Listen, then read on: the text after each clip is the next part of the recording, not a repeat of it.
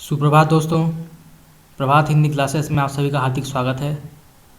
आज हम एक महत्वपूर्ण टॉपिक पर डिस्कस करने जा रहे हैं जो है आदिकालीन साहित्य। ठीक है, आदिकालीन साहित्य। आदिकाल में इतने प्रख्यात और इतने मंझे हुए लेखक थे, कवि थे, जिसकी कल्पना की नहीं की जा सकती। ठीक है, बहुत ही बड़े दिग्गज कवि रचनाकार थे और उनकी जो रचनाएं हैं वो भी बहुत ही ज़्यादा प्रसिद्ध हैं हिंदी साहित्य में। ठीक है, तो ये जानना जरूरी है कि किन किन कवियों ने कौन कौन से ग्रंथ लिखे हैं। ठीक है, तो आदिकालीन साहित्य को तीन भागों में विभक्त किया गया है। ठीक है, तीन भागों में विभक्त किया गया है। पहला है धार्मिक साहित्य। ठीक है, धार्मिक साहित्य, धार्मिक साहित्य। फिर दूसरा है लौकिक साहित्य। ठीक है, लौकिक साहित्य। अभी तीसरा है रासो साहित्य, जिसे वीर काव्य भी कहा जाता है। ठीक है, तो एग्ज़ाम में आ जाता है कि जैसे आदिकालीन साहित्य को कितने भागों में विभक्त किया गया है, तो होगा, तो आंसर होगा तीन। ठीक है, तीन भागों में विभक्त किया गया है। इसके तीन भाग हैं। पहला आता है धार्मिक साहित्य, दूसरा आता है लौकिक साहित्य और तीसरा आता है रासो साहित्य। ठीक है, रासो साहित्य, जिसे वीर काव्य भी कहा जाता है। तो धार्मिक साहित्य में सर्वप्रथम आते हैं सिद्ध साहित्य। ठीक है, सिद्ध साहित्य आता है सबसे पहले, सिद्ध साहित्य। फिर दूसरा आता है नाथ साहित्य। ठीक है, नाथ, गोरखनाथ, ठीक है, महेंद्र नाथ, गोपीचंद नाथ, ये नाम आपको याद होंगे। जो नवनाथ हैं ये सारे नाथ साहित्य के अंतर्गत आते हैं। और फिर तीसरा आता है जैन साहित्य। ठीक है, जैन साहित्य को हिंदी साहित्य का सबसे ज़्यादा रचनाएं जो है वो जैन साहित्य में लिखी गई। ठीक है, आदिकाल में सबसे ज़्यादा रचनाएं जैन साहित्य में ही लिखी गई हैं। ठीक है, तो सिद्ध साहित्य में जैसे आप पता होगा सरहपा, जिन्होंने स्वयं सरहपा जी हैं, वो सिद्ध साहित्य से आते हैं। ठीक है, उसके बाद नाथ साहित्य और उसके बाद जैन साहित्य। ठीक है, ये तीन आते हैं, ये तीन आते हैं धार्मिक साहित्य में। ठीक है, फिर दूसरा जो भाग है वो लौकिक साहित्य। ठीक है, लौकिक साहित्य में पहली रचना है ढोला मारूरा दुहा। ठीक है, ढोला मारूरा दुहा, ये एक लौकिक साहित्य है। ठीक है, क्वेश्चन आ जाता है कि ढोला मारूरा दोहा कौन सा साहित्य है, तो इसका आंसर होगा लौकिक साहित्य। ठीक है, लौकिक साहित्य माना जाता है ढोला मारूरा दोहा को। ठीक है, फिर दूसरा आता है विसल देव रासो, बहुत ही इम्पोर्टेंट ग्रंथ है ये विसल देव रासो। ठीक है, विसल देव रासो भी एक लौकिक साहित्य है। ठीक है, लौकिक साहित्य है।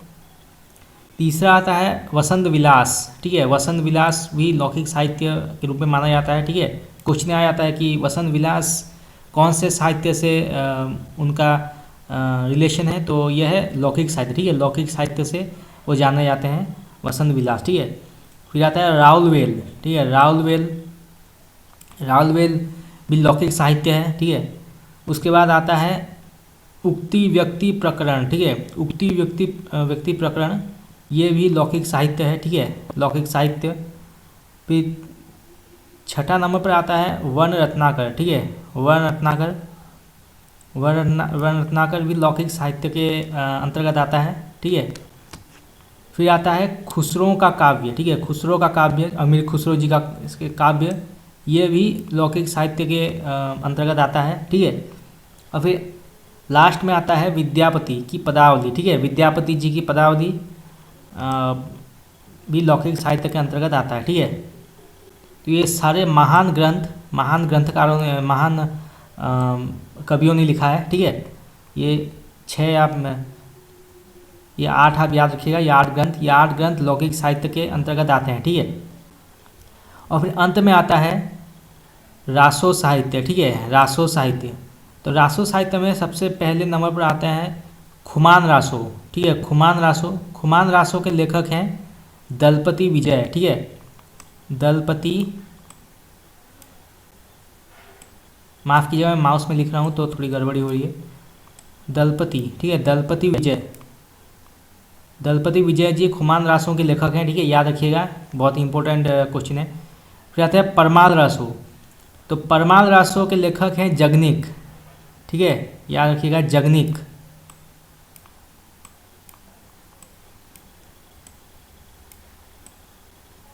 जगनिक इसके लेखक हैं। ठीक है, परमाल रासो के। फिर तीसरे नंबर पर आते हैं हमीर रासो। ठीक है। हमीर रासो के लेखक हैं सारंगर, ठीक है, सारंगर इसके लेखक हैं हमीर रासो के। फिर चौथे नंबर पर आता है विजयपाल रासो, ठीक है, विजयपाल रासो के लेखक हैं नल सिंह, ठीक है, नल सिंह।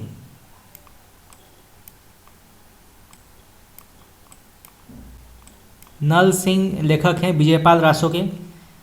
फिर छठे नंबर पर आता है विशलदेव रासो, ठीक है, विशलदेव रासो।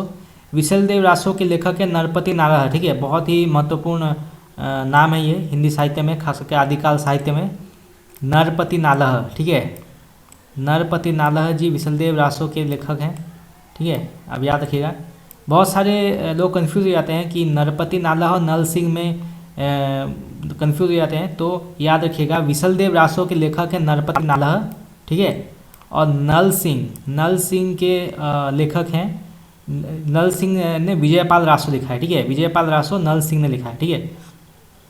और फिर अंत में आता है पृथ्वीराज रासो, ठीक है, पृथ्वीराज रासो। तो पृथ्वीराज रासो के लेखक आप सबको मालूम होगा चंद्रवरदाई जी हैं, ठीक है, चंद्रवरदाई जी हैं। और इसके जो इसको पूरा किया जलहन जी ने, ठीक है, जलहन जी ने पूरा किया, जो पृथ्वीराज जो चंद्रवरदाई के पुत्र थे, ठीक है, चंद्रवरदाई जी के कहने पर जलहन जी ने, जो कि उनके पुत्र थे, उन्होंने पृथ्वीराज रासो को पूरा किया, ठीक है। ये क्वेश्चन आ जाता है कि पृथ्वीराज रासो को पूरा किसने किया, तो उसका उत्तर होगा जलहन, ठीक है, जलहन जी ने पूरा किया।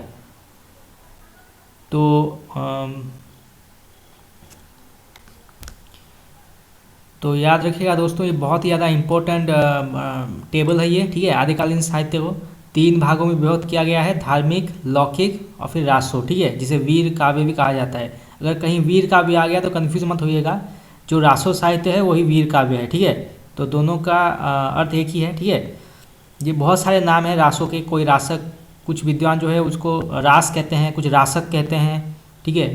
तो बहुत सारे विद्वानों ने बहुत सारे नाम दिए हैं रासो को, ठीक है, रास, रासक, रसिक, रास, रासो, ठीक है, रसायन, ठीक है, रसायन भी नाम है रासो का, ठीक है। कुछ विद्वान रास भी कहते हैं, ठीक है। तो बहुत सारे नाम हैं रासो के। तो ये जो रासो साहित्य के हैं, ये रासो साहित्य में 7, ठीक है, 7 नहीं 6, माफ कीजिएगा, 6 ग्रंथ आते हैं, ठीक है। खुमान रासो, परमाल रासो, हमीर रासो, विजयपाल रासो, विशलदेव रासो, फिर अंत में आता है पृथ्वीराज रासो, ठीक है। पृथ्वीराज विशलदेव रासो जो है वो रासो साहित्य में भी आता है, और ये देखिए लौकिक साहित्य, ठीक है, लौकिक साहित्य में भी आता है, ये दोनों साहित्य में आता है विशलदेव रासो, ठीक है।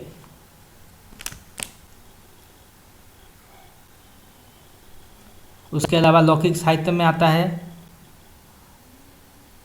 8, ठीक है, 8 ग्रंथ आते हैं, बहुत ही महत्वपूर्ण ग्रंथ है ये, याद करिएगा, ये बहुत ही इंपॉर्टेंट है। तो ये 8 ग्रंथ आते हैं, ठीक है, ढोला मारूरा दुहा, विशलदेव रासो, वसंत विलास, रालवेल, उक्ति व्यक्ति प्रकरण, वर्ण रत्नाकर, खुसरो का काव्य, विद्यापति की पदावली, ठीक है, विद्यापति की पदावली जो है वो लौकिक साहित्य के अंतर्गत आती है। और फिर धार्मिक साहित्य जो है वो आपको पता होगा सिद्धनाथ जैन, ठीक है, सिद्धनाथ जैन जो है ये धार्मिक साहित्य से जुड़े हुए हैं, ठीक है। तो दोस्तों आज के लिए इतना ही, कल फिर दूसरे टॉपिक पर डिस्कस करेंगे, ठीक है। तो आप सब लोग प्लीज़ लाइक कीजिए, शेयर कीजिए, सब्सक्राइब कीजिए चैनल को, ठीक है। और मैं आपको बता दूं कि इस रविवार को मैं MCQ सीरीज़ ला रहा हूं हिंदी साहित्य से जुड़ी, बहुत से महत्वपूर्ण क्वेश्चंस डिस्कस करेंगे हम इस रविवार को, ठीक है। तो आप सब आ जाइएगा। आपका बहुत बहुत धन्यवाद।